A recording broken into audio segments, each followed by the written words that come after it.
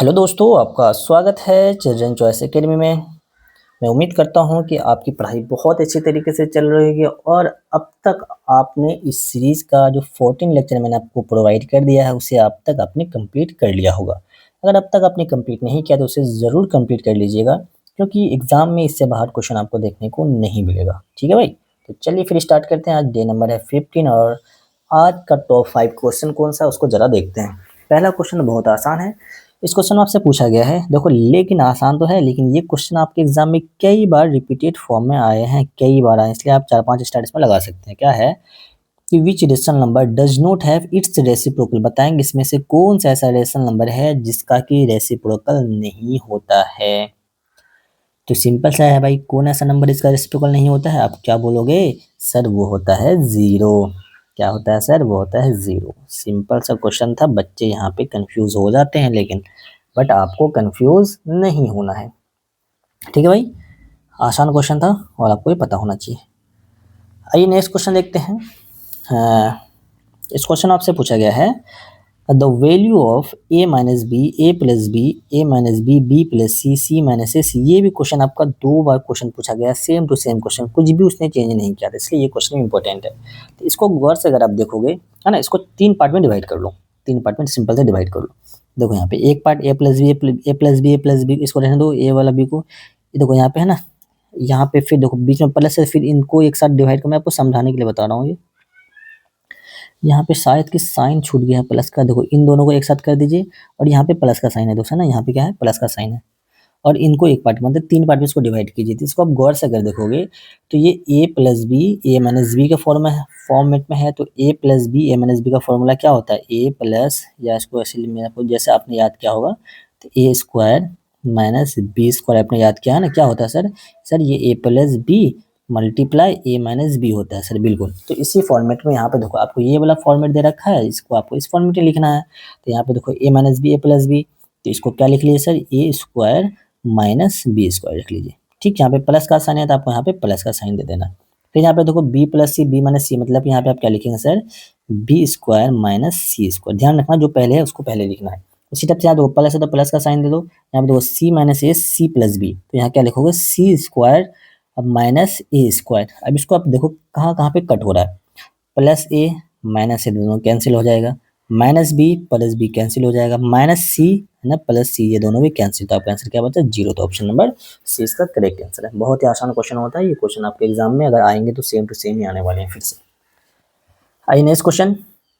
अच्छा क्वेश्चन है ये। इस क्वेश्चन में आपसे पूछा गया है, the ratio boy and girl in any class is इतना ना, गर्ल्स एंड बॉयज़ का रेशियो दे रखा है 11:13। कह रहा है कि 18 गर्ल्स और 4 बॉयज़ होता है उस क्लास में ज्वाइन हो जाता है ना, एक्स्ट्रा आ जाते हैं। पहले कितना था? पहले तो 11:13 था, लेकिन यहाँ पे 8 गर्ल और 4 बॉय आ जाते हैं, ज्वाइन हो जाते हैं। कह रहा है कि फिर उसका जब ज्वाइन होने के बाद रेशियो कितना बनता है भाई? वो 4:5 बन जाता है।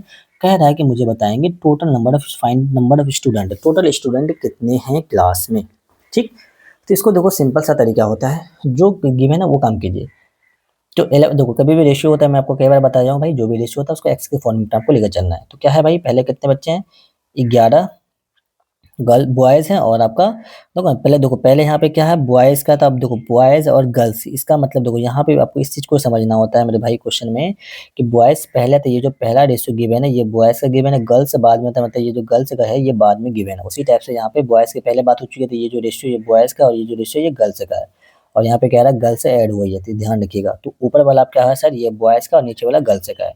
तो कह रहा है कि भाई 11 11 है बॉयज़ और 13 है गर्ल्स। ठीक, कह रहा है कि इसमें 8 गर्ल्स ऐड हो रही है, तो ऊपर वाला गर्ल्स है कि नीचे वाला गर्ल्स है? बच्चे यहाँ पे ही कंफ्यूज होते हैं, है ना, यहाँ पे यहीं पे कंफ्यूज हो जाओगे आप। सर गर्ल्स है तो नीचे वाली है, तो मतलब यहाँ पे ऐड करोगे और ऊपर में आप 4 ऐड करोगे, तो फिर उसका रेशियो क्या बिकम बन के आ जाता है मेरे भाई? 4 बाई कितना बन कर आ रहा? 5 बन कर आ रहा, 4/5 बन कर आ रहा। ठीक है, तो ये आपका रेशियो आता है, सिंपल सा। अब इसको क्या करना? सॉल्व कर देना आपको। जब इसको आप सॉल्व करोगे तो सॉल्व कैसे करना है सर? इसको क्रॉस मल्टीप्लाई करना पड़ेगा आपको। क्या करना पड़ेगा? क्रॉस मल्टीप्लाई करना है। चलिए मैं आपको पूरा सॉल्व करके बताता हूँ। वैसे मेरे से वीडियो को पॉज़ कीजिए, पहले खुद से ट्राई कीजिए आप। जब इसको क्रॉस मल्टीप्लाई करोगे तो देखो कैसे करोगे, इस 5 को पहले इससे मल्टीप्लाई करना है, फिर इसी 5 को 4 से मल्टीप्लाई करना है। तो अगर 5 को 11 से मल्टीप्लाई कर तो कितना हो जाएगा? 55x, फिर 5 चौके 20 हो जाएगा ये। ठीक है, अब देखो यहाँ पे इक्वल टू साइन है, इक्वल टू का साइन रखिए, यहाँ पे देखो क्रॉस मल्टीप्लाई कर रहे हैं। उसी टाइप से देखो इस 4 को पहले 13 से मल्टीप्लाई करोगे, इसी 4 को फिर 8 से मल्टीप्लाई करोगे। तो अगर यहाँ पे देखोगे 13 चौके कितना होता है 52, 13 चौके 52, एक्स है तो एक्स लगा दीजिए, फिर 8 चौके 32, यहाँ पे 32 कर दीजिए। अब सिंपल सा है, इसको सॉल्व करना है, इसमें कुछ बचा ही नहीं यार, है ना, कुछ नहीं बचा। तो 52x में से 55x में से 52x इधर देखो, ये इधर अगर माइनस होगा तो 55x में 52x अगर माइनस करते हैं आपका हो जाएगा 3x हो जाएगा, बिल्कुल सर। अब इज इक्वल टू रहने दीजिए, 32 में से 20 को माइनस कर दोगे तो आपका हो जाएगा मेरे भाई, क्या हो जाएगा 12 हो जाएगा। तो एक्स का वैल्यू कैसे निकालोगे, यहाँ पे 12 और ये 3 आगे नीचे डिवाइड हो जाएगा, इसको कट करो तो एक्स का वैल्यू हो जाएगा पर 4 हो जाएगा। ठीक है, एक्स का वैल्यू कितना आया 4 आया। आपसे क्या पूछा, नंबर ऑफ स्टूडेंट ने पूछा, मतलब कि हमें दोनों का सम पूछ लिया है, हमें दोनों का क्या पूछा है, सम पूछा है। अगर नंबर ऑफ गर्ल्स से पूछता तो वो अलग आंसर होता, नंबर ऑफ बॉयज पूछता तो वो अलग आंसर होता, लेकिन हमें नंबर ऑफ स्टूडेंट पूछा गया। तो यहाँ आप देखोगे नंबर ऑफ अगर यहाँ पे देखते हैं तो आपने यहाँ पे बॉयज़ की रेशियो क्या माना था भाई, 11x माना था, है ना, 11x माना था। तो यहाँ पे क्या करोगे 11 इंटू 4 को 4 से मल्टीप्लाई करो, मतलब 11 चौके 44। अब यहाँ पे गर्ल्स देखो तो 13x था, तो मतलब 13x थी, 13 इंटू 4 हो जाएगा, तो यहाँ पे 13 चौके 52। तो सिंपल सा है, इन दोनों को जब ऐड करोगे तो बताओ कितना हो जाएगा, 4 2 6 हो जाएगा और 5 4 9, तो 96 आपका यहाँ पे बिल्कुल करेक्ट आंसर होगा। अगर यहाँ से अगर आपसे पूछता है एग्जाम हॉल में कि मुझे बताएंगे यहाँ पे बॉयज़ का रेशियो क्या है, तो आप क्या बोलते सर 44 होता है। अगर आपसे पूछता है मुझे बताओ गर्ल्स का रेशियो क्या है, आप क्या बोलते 52 होता है। ठीक, ये ध्यान रखिएगा। आइए नेक्स्ट क्वेश्चन। इस क्वेश्चन आपसे पूछा है the HCF of two number. ध्यान रखिए फॉर्मेट सेम टू सेम रहेगा, इसके लिए आपको फॉर्मूला पता होना चाहिए। क्या है, दो नंबर का आपको एचसीएफ गिवन है 9 और उसका एलसीएम गिवन है 114, उसमें से एक नंबर आपको गिवन है, मुझे बताइए दूसरा नंबर क्या होगा। तो याद रखना मेरे भाई, एलसीएम इंटू एचसीएफ होता है product of, is equal to कर लीजिए product of n1 into n2, मतलब दो नंबर का प्रोडक्ट, ये फॉर्मूला होता है, इसको ध्यान रखना है। तो देखो एलसीएम कितना गिवन है भाई, सॉरी देखो एचसीएफ कितना गिवन है 19 और एलसीएम कितना गिवन है 114। एलसीएम के बदले में लिखो 114 और एचसीएफ के बदले में लिख लीजिए यहाँ पे 19, इज इक्वल टू देखो यहाँ पे n1 आपको गिवन है 57, आपसे n2 पूछा गया अदर नंबर, मतलब कि दूसरे नंबर को आप x मान सकते हो, तो ये आपसे पूछा गया। तो सिंपल सा यहाँ से x का वैल्यू निकाल लीजिए, डायरेक्ट भी कट कर सकते हो, मैं आपको एक स्टेप यहाँ पे लिख के बता देता हूँ।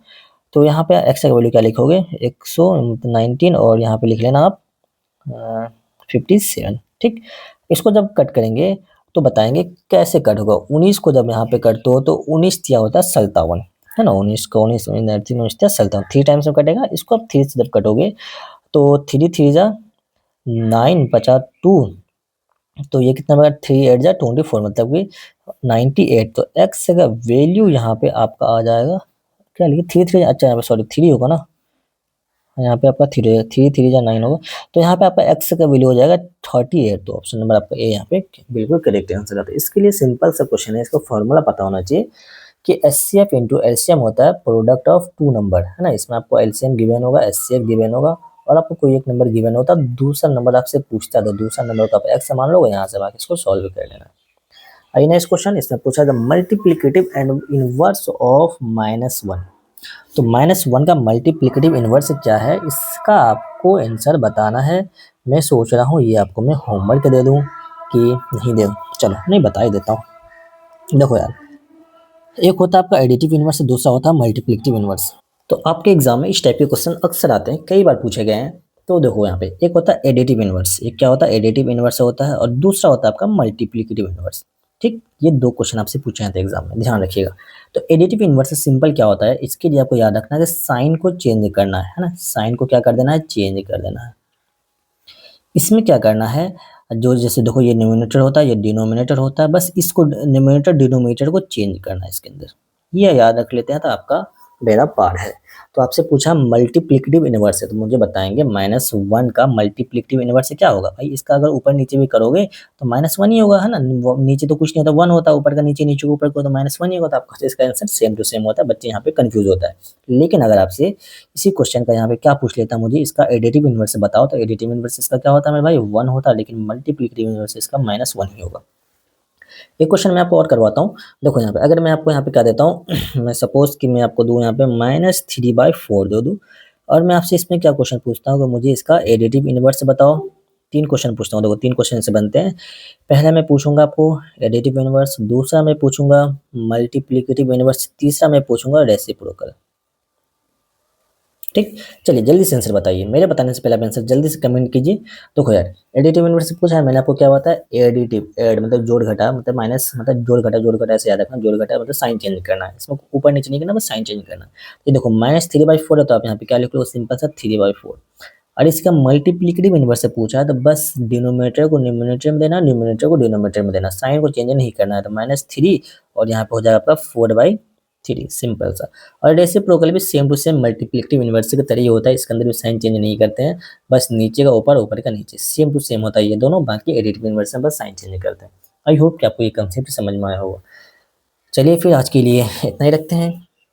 आई होप कि आपको मज़ा आ रहा होगा, मज़ा आ रहा है तो वीडियो को लाइक ज़रूर किया कीजिए, अपने दोस्तों के साथ ज़रूर शेयर किया कीजिए मेरे दोस्त, है ना? और चैनल को सब्सक्राइब करके रख लीजिए, ताकि आपके लिए बहुत ही ज़्यादा बेनिफिशियल होने वाला इवेंट की 9th-10th के लिए बेनिफिशियल होगा ये वीडियो। चलिए फिर मिलते हैं नेक्स्ट वीडियो में, तब तक के लिए ओके बाय, अपना ख्याल रखना, अच्छे से बस पढ़ाई करते रहें।